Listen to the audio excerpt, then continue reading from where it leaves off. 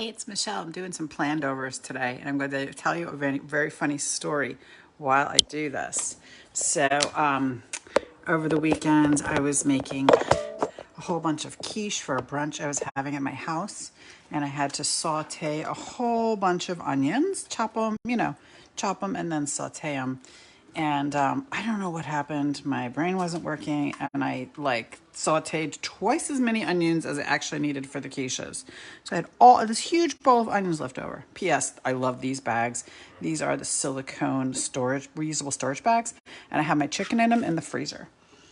Okay, so I had all of this leftover sauteed onions, like a whole big bowl, probably like 8 cups. And I was like, what am I going to do with all these sauteed onions? So yesterday I decided to make French onion soup because you know what? I already had my onions sauteed. So yesterday I turned it into French onion soup. And then I have French onion soup left over, but not enough to make a whole meal out of. So sorry, it's a little bit frozen here. So I decided to turn it into French onion chicken. So I'm using our French onion dip seasoning. This stuff is so good. It's so good. So what I did so far, I really haven't done anything, but I put some olive oil in my stainless non-stick 12-inch skillet. So that's right over there, and I have it on heat. It's heating up, and I'm going to just and then I will season the other side. So let me get this oil all worked out. All right, I love this pan for making things like this because of that netting in there, where you have some stainless and some non-stick. It makes really, really good pan gravy. That piece is stuck together because it's frozen together. There we go. Okay, so we're gonna brown this chicken on both sides. This is actually a really easy recipe. Now, normally when you make this recipe, you start the recipe with browning the onions and making the French onion soup base. But since I did that step already, I am actually doing this so incredibly simply. This is a great plandovers recipe. Let me get some tongs out.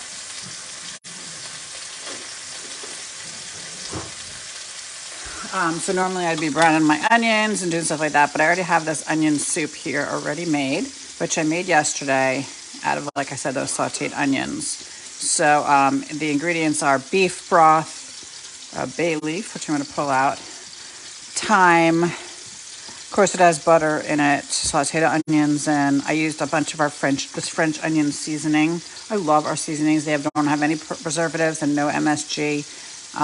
This one probably has salt in it, but it's usually sea salt and not iodized. The print is too small. I can't read it. And you just cook it for a long time. I added a little bit of Worcestershire sauce, a couple teaspoons, and I actually added some gravy master. Since I had sauteed my onions originally for quiche, they weren't caramelized. They were just sauteed, so the soup wasn't the right color. So I added some gravy master to get it the right color. All right, so I'm going to use my small chef tongs. These are the ones that only open when they're facing down. We're going to take a look at this chicken. It's not quite ready to turn. Once it's ready to turn, we're going to do a few things. A lot of times I serve this with mashed potatoes, and I feel like working that hard today. So we're having brown rice, which is better for you anyway.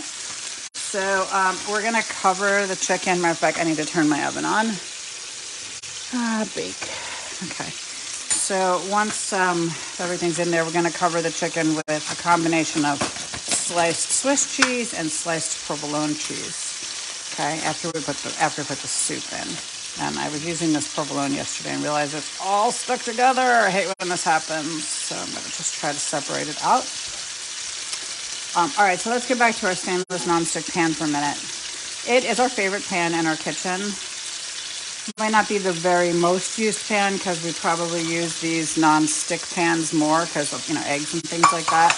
Actually, that one was used for eggs earlier and not washed.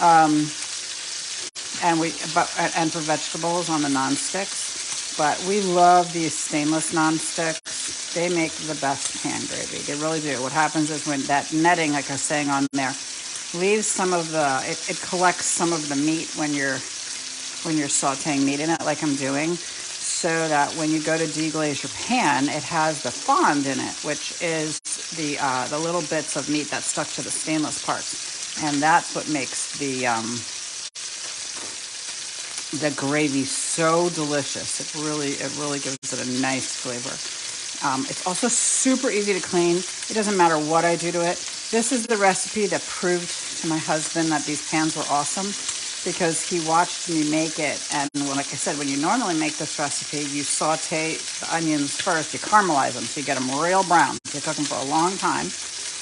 Make it into like the French onion soup base. You take that out, and without washing the pan, you put the chicken in and cook the chicken. So, and then you add the soup and the cheese back to the pan, again without washing the pan, and then you put it under the broiler. So it gets nice and toasty. And he was like, that is going to be a nightmare to clean. And he was so pleasantly surprised that it wasn't a nightmare to clean, that it was actually very easy because of the non-stick aspect of it. All right, so we've got our chicken. Now we're going to ladle the soup over the top here. Gives it such a great flavor. I'm all about planned overs. They make my life so easy during the week, you know, and we're going to cover it with some cheese. We take things that I know can turn into a different meal. Like when I do pulled pork in my pressure cooker, my deluxe multi-cooker, I always make a whole bunch so that I can turn it into multiple meals for the week. I do that with pulled chicken. There's a lot of things I do with just, you know, it saves you that extra couple of steps.